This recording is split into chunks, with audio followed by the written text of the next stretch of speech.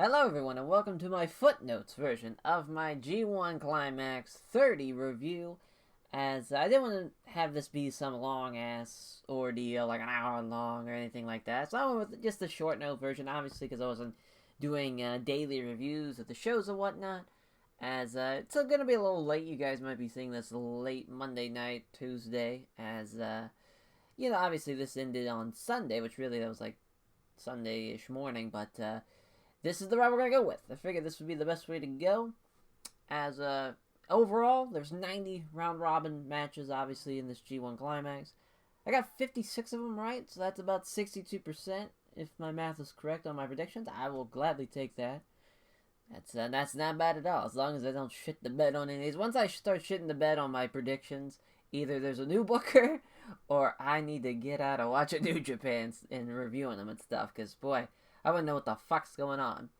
But my overall grade for the 30th G1 Climax, if I had to give it out of a 10, I would give it about a 6. The constant interferences from most of the Block B main events with Evil and rather be even Jay White too on the A side, just they were just getting boring as fuck. And there'd be a lot of nights. I know the first two nights were great, where there was really no bullshit or anything, shenanigans like that. But man, there in the thick of it, it started getting rough. That, and I thought the Noah's in-1 victory was better. So that would kind of, comparing especially those two going through the days, I would be more interested in seeing what Noah was doing than what New Japan was doing. That was just me, though. That was just my opinion on the matter, as especially compared to like previous ones the last couple of years. Obviously, it being COVID and whatnot, I try not to give it that much harsh of a rating, but man, it's just it's tough. It's tough for sure. As but I'm gonna stick with my 6. I think that's solid. There's a lot of great matches. There's a lot of, maybe not as much as maybe years past. There's one that I'll just talk about because I don't even have it on my notes. Man, the Tomohiro Ishii Kazuchika Okada match. That match did not live up to what they've done in the past. Very much a letdown, and especially for those, really Tomohiro Ishii specifically, because Tomohiro Ishii, God bless him, man, he had a hell of a G1, and we'll talk about him a little bit more in depth later on, but fuck, that match definitely fell from what they've done in the past. Now, that's obviously kind of, this is a very much different Kazuchika Okada, and he's changed with the times where Ishii stayed with the same, and he's just been the fucking man. He's, it's not broke, don't fix it type of mentality. But just, some cliff notes we're going to go through, some new gear changes, some fun upsets, some fun moments in general, and then just, talking about, as a whole, my favorite matches and what I thought were the best matches, and then, talking about the standings and whatnot, and then on to the actual final match. Well, you start with the gear changes first. Sonata went to the back to the black and gray look, which I loved. I hate that new jacket and mask though, but man, that him in the black was always a favorite of mine. I always loved the black mohawk with that fucking the cool skull mask. But that new mask fucking sucks. The jacket sucks too. But at least the design is weird with the black and the grays. I don't know. He was trying to like kind of mimic the way the lights when people hold their cell phones, when they drop the lights down, but nonetheless, I don't really like it. But I will forever respect Juice Robinson though, just trying everything with his look and gear. Even if it doesn't work 100% of the time, he'll give it a shot. Every G1, you can see him in new gear and a new look, whether it's facial hair, and just he changes his look so much, and sometimes it doesn't work, but you got to respect the hustle. As for some fun upsets, Toru Yano over Sonata Night 1, the count-out tying Sonata's legs together to the young boy at ringside. Taichi beating Suzuki, and Sonata beating Naito. So, the members of the stable beating the leader of the stable on both the Block A side and the Block B side. So that was fun. I was hoping for that to happen. In my predictions, I went away from that. I was like, I'll probably have the leaders win, just because that kind of protect those guys. But can elevate these guys, i.e. Taichi and Sonata, who, God bless it, Taichi had a great G1 too, God bless him, as a blinded Toru Yano, blinded by the tape, gets a roll-up win over Hiroshi Tanahashi on the first night of Block B. That was fucking awesome. That was a fun match. Not as obviously fun as the all-timer between him and Tanahashi in 2011, but still a great, fun Toru Yano match nonetheless. Yano beating Evil on night 6, that's a great upset for Yano to beat Evil, because, no one's going to cheer for fucking Evil now, you kidding? You gotta have the baby face, the comedy character beating Evil there, that was fun. Yoshihashi beating Sonata, that was wild, as you can, we'll talk about more Sonata at the end, but that was just wild. There was someone who had a similar path to that, to the G1 finals, and he ended up winning the whole goddamn thing. Sonata, we all know what happened, I'm sure by now, but Ishii playing the spoiler role for Jay White, beating him on the final night of Block A, not letting him getting that final win to go on to be in the finals. That's fun. That's how you do a round robin tournament at the end of the last nights of a Block A or Block B, having someone being a spoiler. That was perfect. Then Kenta beating Naito on the last night of Block B, avenging his title loss to him. So obviously, down the line, we'll have Kenta probably beat him. Or not Kenta beat him, but Kenta face Naito for a title rematch. I'm sure Naito will win. As in the fun moments, Evil dropping Zack Sabre Jr. right on his fucking head out of the triangle. That shit was crazy. Amazed Zack Sabre Jr. didn't break his neck. Spot between Jay White and Tomohiro Ishii with it. If you muted the clip, it would have looked like they were just tap dancing. It was just probably like play the Benny Hill music to that kind of clip, and it fits right in. Hiroki Goto beating Toru Yano in 18 seconds, setting a new record for the G1. That was awesome. That was just kind of watching it. I figured obviously it's going to be quick, but you never think 18 seconds quick, and that was it's a fun match. God bless Toru Yano. Just that style is perfect for these round robin tournaments. As Yujiro was winless until the last day, he got that win over Jeff Cobb. How fun. That's always a fun little story. The winless man, he gets the win at the end. As Juice shitting his pants and then cutting one of the best press conference interviews of all time. Juice is so great at promos, and this is, that's probably one of my favorite things about the G1 is just the constant promos from guys. And Juice, ever since he started doing the G1, he's just been a constant top promo guy for New Japan, and really just one of the top promo guys, in my opinion, like a babyface promo in wrestling today. Just so genuine, so funny. Just he's a great guy, guys. Throughout the entire G1, this girl that was a part of the New Japan staff, she would make sure that after Jay White, after his match, he'd have his little chair with him for his press conferences. After his match at the finals of the G1. Jay gave her a big hug, thanked her. That was a really fun little baby face, and maybe a little tease for the Switchblade there, as that was kind of the big thing, as a conspiracy. Jay White is kind of running with the conspiracy angle of a Bullet Club not wanting him to win and type of thing. But the kind of a big part of the G1 was this: the man who shall not be named turned on Kazuchika Okada. Wished it was just him turning and leaving New Japan forever, but no, that's not the case. No, that's him and his cunt of a wife, Bea. They and the returning Tomoki Okoa. Oh my God, that's Tomoki Oka. There we go. Has the Great Okaran, which is now being the Great Okan. That's no subtlety at all there. Fucking New Japan's like, you know what? Killer Khan was over. We'll just do this. He's gonna be a zombie Genghis Khan fucking rip-off. Sure, the gimmick's it's a bit of a comedy character. It's very much like kind of the same way that like Azuka was very much a comedy kind of character with the claw and whatnot.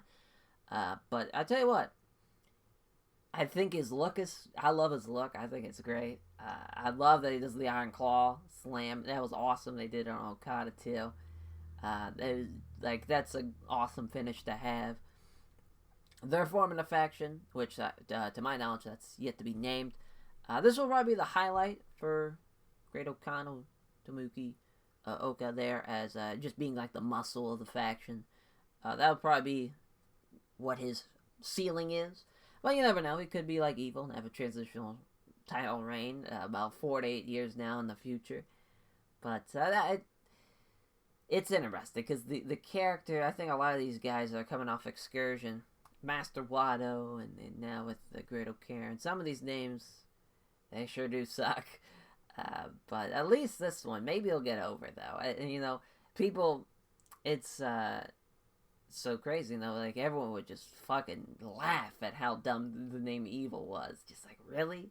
Like, Evil? That's the best New Japan's got now? He's a fucking double champion, he's done all these things, and it's kind of not even, you're not even batting an eye now when you say it sometimes, but that's probably what's going to happen here with the great Okan, as, so for the best with him, I think he's going to do great. That's just my opinion, though. But my favorite matches, in my opinion, the best matches of the tournament, and I'm saying it right now, probably my match of the year, Shingo Takagi, Kazuchika Okada. Holy shit. I was so pumped to see that, and it was still beyond expectation when I watched it. Fucking Kazuchika Okada, man. He finally got that money clip over with this match here.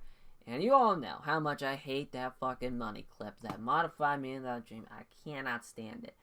But here with this match, I had such a disdain for it, but this match, it got it over. The crowd was into it. It was just incredible match. My second favorite, probably Hiroshi Tanahashi, Tetsuya Naito from night one of night one of Block B's. That was night 2 rather. As man, they made some fucking magic that night. Let me tell you, as that was great. That was just that's a fucking New Japan heavyweight matchup. That match there. Then my third favorite was probably the JY Tomoishi match. Just what a fun G1 match that is. You gotta have matches where it's just like, that's what a round robin tournament's all about, and it's this match here. It's fantastic. Fan-fucking-tastic. Same light of the Sonata Kazuchika Okada match, where it's like, that's a great G1 match. Same thing kind of here, but with Ishii playing the spoiler role. Just fantastic stuff. That's the pop, the circumstance, the soap opera of it. It's perfect. Suzuki and Ibushi, that was a fucking war. That was awesome. Suzuki and Ishii, too. That was a great match. Another great match to have on that first night of Block B. As far as, Suzuki and Ishii, what fantastic G1s they had. There's no shock there. God bless them. And if I had to say it, I'm going to say they're co-MVPs of this G1. Ibushi had a fantastic G1, too. As by the end of the round robin tournament, the final standings read like this. Block A, Kota Ibushi with 14. The man who should not be named, Jay White, Okada had 12. Taichi, Jeff Cobb, Tomoishi, Shingo had 8. I wish Shingo and Ospreay, or the man who should not be named, wish their names, or not their names, I wish their points were flipped. That would have been nice. That would have warmed my little heart. Suzuki with 6, and Yujiro Takahashi with 2. As also, I think I said, the Ishii Suzuki, that was like a fun match to have on night 1. Obviously, it was Block A, so yeah, it was night 1, not Block B. As for Block B, speaking of Block B, Sonata and Evil and Naito all had 12. Awesome. I loved that to death. Kenta, Zack Sabre Jr., 10. Goto, Tanahashi, and Juice with 8. Interesting. Tanahashi's finally down into the single digits. It's been a long time. I'd have to look it up. If I was not strapped for time, I probably would look it up for you. But I want to say it's been at least, maybe ever, it's at least been close to a decade. Not even like a decade, like probably 2 decades since he's been in single digits in the G1. That's crazy. But that's, you gotta do it. It's his time. It's now time to dwindle down past it. It seems like it's that time finally. But Toriyama with 6, Yoshihashi with 4. That makes sense. As the man who should not be named with 12. That can eat my whole ass. That fucking sucked. Setting up obviously the finals, being Kota Ibushi, Sonata. My prediction was Jay White and Kenta in the final. Oof. Well, I was close though with the Jay White Kenta. Now that he didn't have a fucking prayer. As I love this on paper, like that, just Sonata, Ibushi. It looked like Sonata was gonna win it. Like it was lined up to it. His only losses were Yoshihashi, Yano, and Goto, and those were the first 3 nights of Block B. So he went on to win. Just was on a fucking tear. It was fun, man, and. Him beating both Naito and Evil, that was fun, being the tiebreaker, because, Evil beat Naito, and it was, I would have had Naito beat Evil. I still thought that was the wrong decision.